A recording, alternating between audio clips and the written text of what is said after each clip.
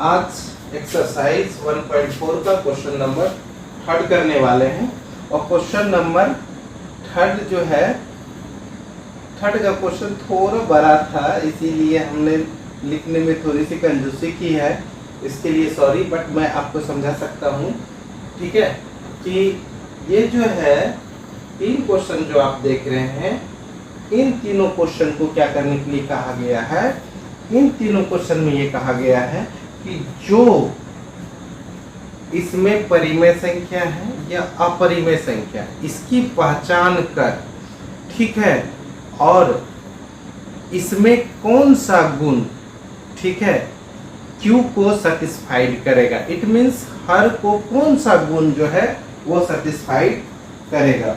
मैं क्वेश्चन एक बार पढ़ देता हूं, फिर भी आपके लिए। कुछ वास्तविक संख्याओं के दशमलव प्रसार नीचे दर्शाए गए हैं। ये वास्तविक संख्याएं हैं।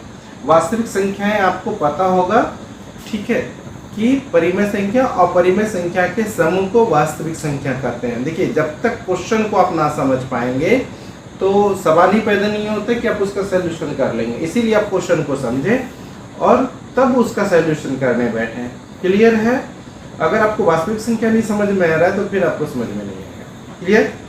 तो क्या हमने बताया वास्तविक संख्या के बारे में? वैसी संख्या जो परिमेय संख्या और अपरिमेय संख्याओं के समूह हो।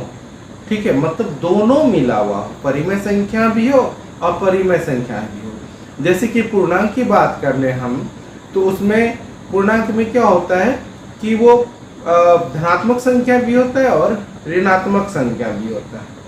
क्लियर है? तो वो पूर्णांक संख्याएं हुई। उसी प्रकार से परिमेय संख्या भी होगा और अपरिमेय संख्या भी होगा। तो ये कह रहा है क्या, कुछ वास्तविक संख्याओं के दशमलव प्रसार नीचे दिए गए हैं। तो जैसे ही वास्तविक संख्या बोला गया, आप समझ जाइए इसमें परिमेय संख्या भी होंगे और अपरिमेय संख्या भी होंगे। ठीक है, कम से कम लाइक तो करते जाइए भाई, देख रहे हैं तो। ठीक है, प्रत्येक स्थिति के लिए निर्धारित कीजिए कि यह संख्या परिमेय संख्या है या नहीं है। अब आपसे पूछा जा रहा है कि बताइए परिमेय संख्या है या नहीं है। ठीक है, यदि यह परिमेय संख्या है तो P/Q के रूप की है, तो Q के अभाज्य गुणनखंड के बारे में आप क्या कर सकते हैं। मतलब वही हुआ, Q मतलब डिनोमिनेटर, हर के बारे में आप क्या कह सकते हैं। ठीक है, तो चलिए देखते हैं।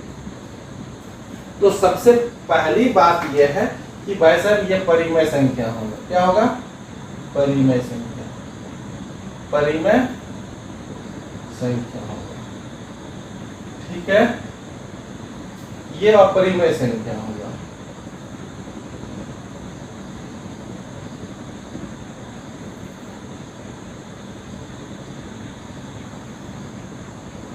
ये परिमेय संख्या होगा।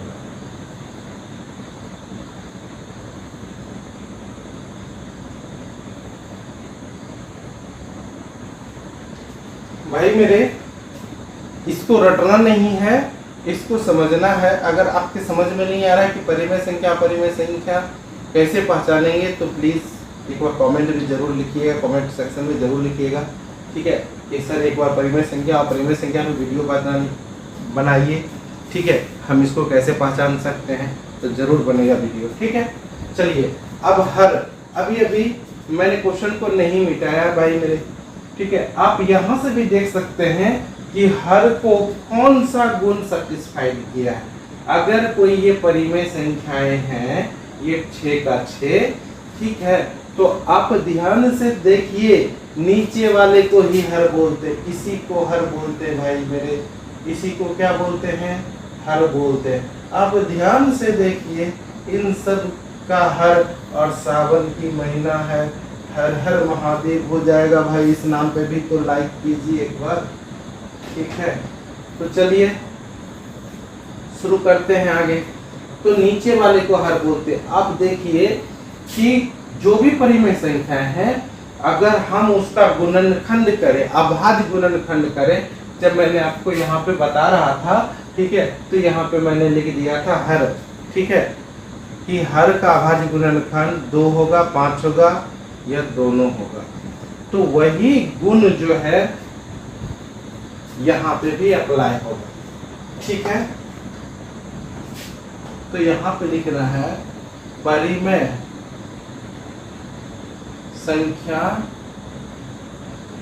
संख्या के हर का अभाज्य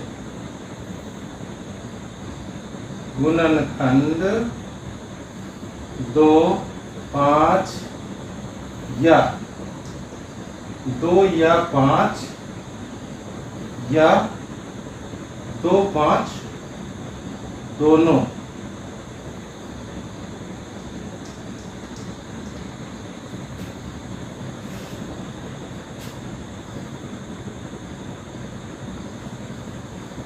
इतना के